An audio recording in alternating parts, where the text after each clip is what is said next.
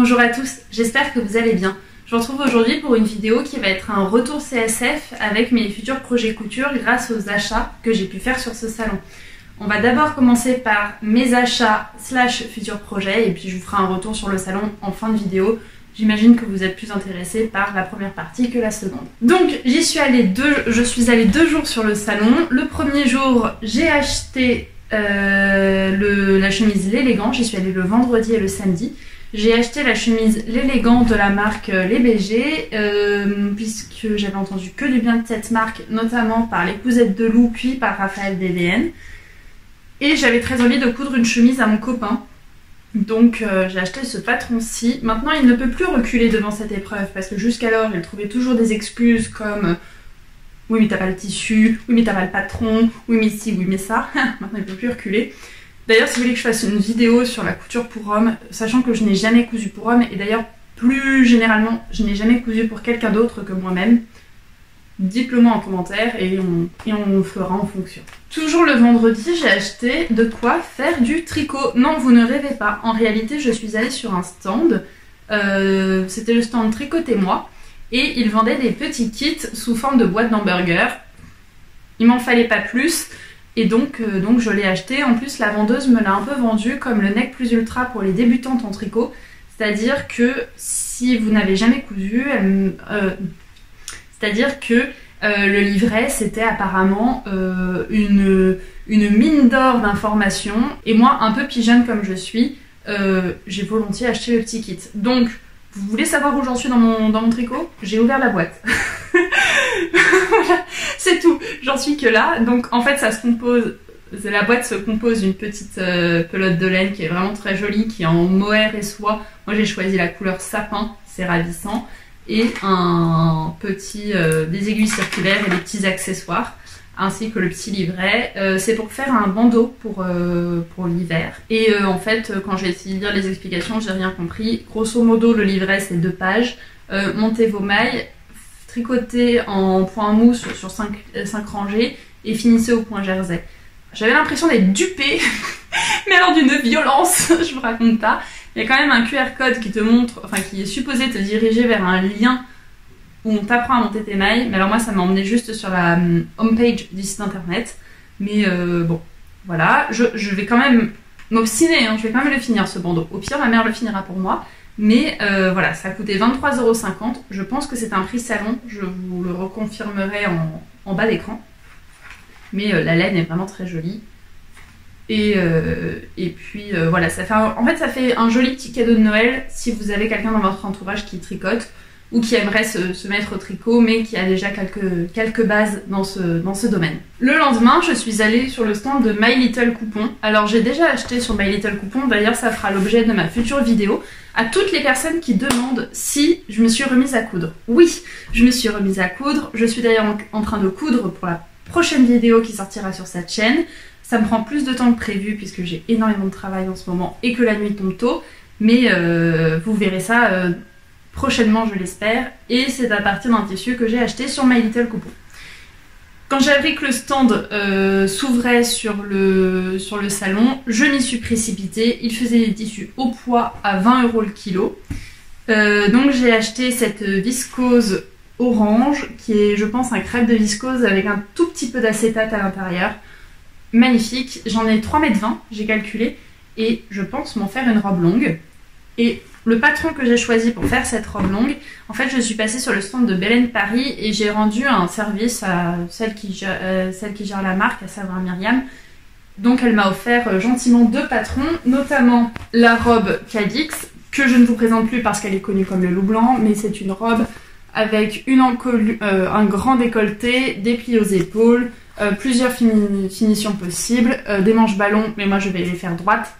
Voilà, c'est un très joli modèle et je pense me faire une robe longue dans cette viscose-ci qui se tient plutôt bien, qui est assez lourde et qui n'est absolument pas transparente. Donc, parfait. Et j'ai également craqué pour ce lainage qui est magnifique. D'ailleurs, j'en avais parlé sous un commentaire sous une photo de Marine W de ce lainage.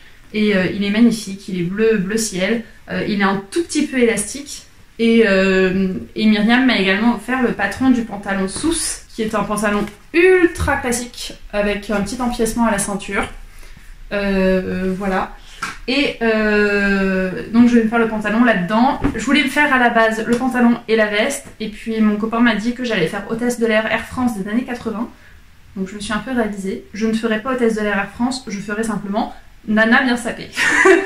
Voilà, en plus je n'ai pas 3 mètres de tissu. Si j'avais eu 3 mètres, j'aurais peut-être fait l'ensemble. Mais je n'en ai que 2 mètres, donc ça ne pourra être que le pantalon. Ce n'est pas bien grave. Mais voilà, je me dis que ça va être absolument sublime. Et le dernier article que j'ai acheté, c'est cette pochette. Alors, ce sont des culottes de règles. En fait, c'est une pochette pour faire des culottes de règles. Personnellement, j'ai jamais essayé ce type de protection hygiénique, que ce soit dans le commerce ou autre, parce que c'est quand même entre 35 et 40 € la culotte. Je trouve que c'est hyper cher. C'est pas cher pour ce que c'est, dans le sens où c'est fait en France, qu'il y a une main d'œuvre, qu'il faut la rentabiliser, etc. Je trouve que, en fait, d'un point de vue budget, moi je suis désolée, mais je mets pas 400 € pour un cycle de règles. Concrètement, enfin, j'ai jamais tenté ce truc-là pour une question de budget. Et Myriam proposait ce kit à 80 € permettant de faire 6-8 culottes en fonction de la taille. Donc je me dis que c'était plutôt rentabilisé. Et que au pire, si ça ne me plaisait pas, eh ben, je me serais mise à la lingerie et j'aurais tenté et ça m'aura fait des culottes faites maison. Voilà, c'est pas perdu en soi. Surtout que le kit a l'air très joli, la dentelle a l'air vraiment très belle. Myriam m'a dit qu'il était possible de les coudre avec une simple machine à coudre. Donc, parfait pour moi. Puis voilà, peut-être que j'en ferai une vidéo, peut-être pas, mais surtout peut-être que je vous en ferai un retour pour vous dire si ça vaut le coup ou pas de coudre ses propres culottes de règles par rapport au prix où elles sont vendues dans le commerce. Je pense que oui, mais par rapport à la qualité finie, à voir. Je voulais juste revenir sur la marque Belen Paris. En fait, c'est une marque que je voyais beaucoup sur Instagram, beaucoup sur YouTube, puisque Raphaël DVN en parle, et j'étais pas du tout attirée par les patrons, c'était pas du tout mon style, mais je trouvais qu'il y avait quand même toujours de l'idée dans les patrons, toujours des choses qu'on ne voyait nulle part ailleurs. Juste pas mon style. Moi, les grands dos décolletés avec des lanières et tout, non, ça ne me parle pas. Mais oui, comme je dis, beaucoup d'idées et aussi beaucoup de renouveau. C'est-à-dire que je pense que Myriam est une acharnée du travail. J'ai l'impression qu'elle sort des patrons tout le temps et les patrons sont toujours très inventifs. Donc vraiment, bravo à elle. Et les 2 patrons que je vous ai montrés, c'est vraiment des patrons sur lesquels j'ai eu des coups de cœur, notamment le pantalon Sousse, je le trouve super joli. Et d'ailleurs, quand je vais le coudre, je vais monter ma première braguette. Donc voilà, après je couds aussi pour apprendre d'autres techniques. Et c'est en essayant des techniques qu'on les apprend. Je découvre un peu sa marque et je suis hyper agréablement surprise dans le sens où j'avais pas d'a priori, parce qu'on va pas parler d'a priori, mais d'emblée c'était pas une marque qui m'attirait parce que le style ne correspondait pas du tout au mien, mais je trouve qu'il y a tellement de déclinaisons possibles et compagnie qu'on peut en faire vraiment ce qu'on veut et l'adapter à notre style. En plus, les livrets, je les ai feuilletés rapidement, ils ont l'air hyper bien faits, vraiment, ils sont hyper détaillés, elles montrent où faire des modifications, elles proposent plusieurs déclinaisons possibles pour chacun de ces modèles. Vraiment, c'est un travail hyper minutieux et si vous débutez la couture, les modèles font peut-être un peu peur, mais vous êtes accompagné vraiment sur le livret. En plus, les livrets sont super jolis. Donc, bravo à Myriam pour le travail et pour son implication parce que je pense que toutes les marques de patrons ne s'investissent pas autant dans leurs modèles. En plus, Myriam est une personne très accessible. Et je voulais ajouter à ça que hier soir, elle a publié une story sur les culottes de règles en disant qu'elle avait fait une erreur dans son livret. Je trouve ça génial en fait de dire j'ai fait une erreur, écoutez, je vous donne l'information pour que vous ne vous trompiez pas. En fait, tout est fait pour qu'on réussisse ces modèles. Donc vraiment chapeau. Et je voulais aussi vous dire que je ne vous ai pas présenté énormément de projets parce que je suis plutôt dans une démarche où j'achète des tissus pour les coudre quasiment immédiatement. Je peux plus acheter de tissus et les faire traîner chez moi. Je les oublie, je sais plus quoi en faire, j'ai plus d'idées de patron après les avoir cousus. Par exemple, ma robe en toile de Jouy, je l'ai portée, j'ai cousu le tissu, il m'en reste 1,50 m je pense. J'ai plus envie de coudre ce motif là, c'est bon, je l'ai vu quoi. Donc maintenant j'achète à la demande et ça me correspond plus, ça correspond plus à mes valeurs. Et d'un point de vue organisation, ce sera beaucoup plus simple pour moi dans ma tête. À l'heure où je filme cette vidéo, on est le 23 novembre. Il faut que je parte dans 10 minutes au coupon de Saint-Pierre parce que j'ai un cours de couture avec eux. Et je vais coudre un manteau, je vous ferai un insert du manteau porté ici. Et peut-être que je ferai d'autres achats. Si je fais d'autres achats, vous les verrez juste après. Sinon, on passe à ma critique du salon. Critique qui va être plutôt mitigée dans le sens où j'ai trouvé que j'ai vraiment passé un super moment là-bas. Ça m'a fait plaisir de voir des trucs de couture et de tricot et de savoir-faire partout. En revanche, j'ai trouvé que ça laissait pas assez place à la découverte et que le salon était globalement petit. J'ai pas de comparaison avec les années précédentes, c'était la première fois que je faisais le CSF. Mais voilà, j'ai trouvé que globalement c'était petit et pas assez place à la découverte de patrons indépendants, etc. Après, on est quand même dans une période compliqué et en plus ça coûte très cher d'avoir un stand sur un salon, donc peut-être que toutes les marques indépendantes n'ont pas les moyens de payer un stand sur le salon. Voilà, donc c'est un peu mon retour. Après, j'ai quand même passé de super moments et notamment grâce aux rencontres que j'ai pu faire sur le salon. Donc j'y suis allée le vendredi et le samedi. Le vendredi, j'ai pu rencontrer Sandra fait maison et Nadia de 2 minutes je finis mon rang sur Instagram et ça m'a fait super plaisir de les rencontrer. J'ai aussi pu rencontrer, revoir l'élégance à la française, donc Solène, et j'ai rencontré Myriam de Belen Paris. J'ai rencontré Morgane aussi de la marque Atelier Bernie.